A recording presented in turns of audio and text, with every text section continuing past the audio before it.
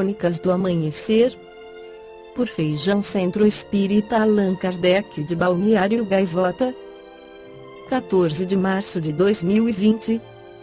Morre Popeye, sicário mais famoso de Pablo Escobar, parte 3.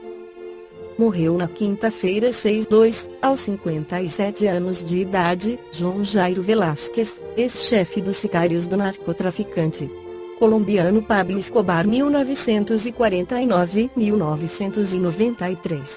Mais conhecido como Popeye, ele lutava contra um câncer no esôfago e estava internado em um hospital de Bogotá desde 31 de dezembro de 2019. Após ter cumprido pena de 23 anos de cadeia, o sicário de Escobar foi libertado em 2014, mas acabou voltando para a prisão após a descoberta de seu papel na liderança de uma quadrilha que extorquia e perseguia militantes políticos. O próprio Popeye admitiu ter matado diretamente pelo menos 300 pessoas e ter participado, como chefe dos sicários do cartel de Medellín, de 3.000 assassinatos entre o fim dos anos 1980 e o início da década de 1990. Pablo Escobar era um assassino, um terrorista, um narcotraficante, um sequestrador e um chantagista, mas era meu amigo, disse Popeye certa vez. Quando morre um bandido ou assassino como Popeye, a grande maioria das pessoas acredita que vão sumariamente para o inferno, onde sofrerão por toda a eternidade. Em primeiro lugar, vamos saber o que diz o Livro dos Espíritos de Allan Kardec 970. Em que consistem os sofrimentos dos espíritos inferiores? São tão variados como as causas que os determinam e proporcionados ao grau de inferioridade, como os gozos o são ao de superioridade. Podem resumir-se assim: invejarem o que lhes falta para ser felizes e não obterem, verem a felicidade e não a poderem alcançar, pesar, ciúme, raiva, desespero, motivados pelo que os impede de ser ditosos, remorsos, ansiedade moral indefinível. Desejam todos os gozos e não podem satisfazer, eis o que os tortura. Sendo uma das leis morais que comandam o universo, a lei de evolução, todo o espírito está sujeito ao Código Penal da Vida Futura que Allan Kardec colocou no livro O Céu e o Inferno, que o codificador resumiu em: apesar da diversidade dos gêneros e dos graus de sofrimento dos espíritos imperfeitos, o Código Penal da Vida Futura pode resumir-se nestes 3 princípios: o sofrimento está vinculado à imperfeição. Toda a imperfeição, e toda falta que dela decorre, traz consigo seu próprio castigo, por suas consequências naturais inevitáveis, como a doença é decorrente dos excessos, o tédio da ociosidade, sem que haja necessidade de uma condenação especial para cada falta e cada indivíduo. Todo homem, podendo desfazer-se das imperfeições pelo efeito de sua vontade, pode poupar a si mesmo os males que delas decorrem, e assegurar sua felicidade futura. Tal é a lei da justiça divina, cada um segundo suas obras, no céu como na terra.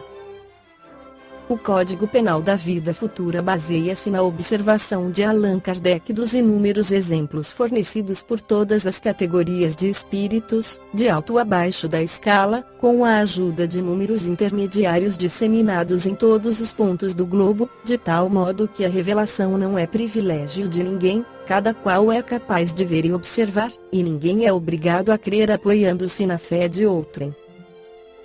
O espírito Jean Reinaldi no mesmo livro faz uma apreciação da justiça divina. A justiça humana não leva em conta a individualidade dos seres que castiga, medindo o crime pelo próprio crime, ela atinge indistintamente aqueles que o cometeram, e a mesma pena atinge o culpado sem distinção de sexo, e seja qual for sua educação.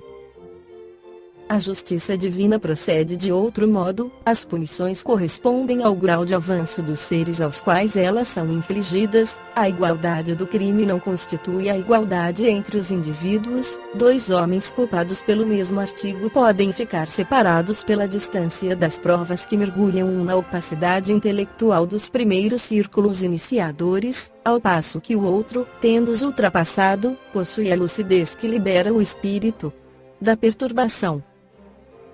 não são mais então as trevas que castigam, mas a acuidade da luz espiritual. Ela transpassa a inteligência terrestre, falo sentir a angústia de uma ferida exposta.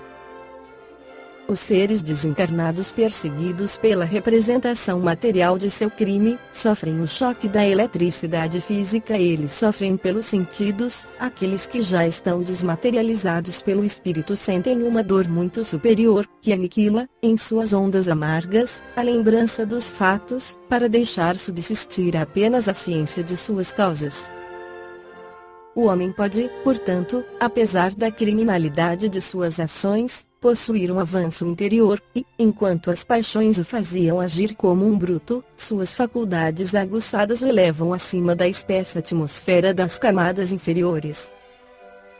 Ausência de ponderação, de equilíbrio entre o progresso moral e o progresso intelectual, produz as anomalias muito frequentes nas épocas de materialismo e de transição. A luz que tortura o espírito culpado é, portanto, o raio espiritual inundando de claridade os refúgios secretos do seu orgulho, e descobrindo-lhe a inanidade de seu ser fragmentário.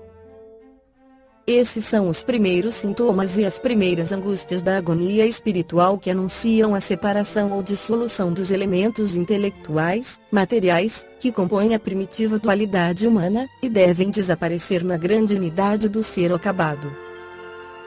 Esta foi a crônica do amanhecer de 14 de março de 2020. Por Feijão Centro Espírita Allan Kardec de Balneário Gaivota. Que a paz esteja com todos.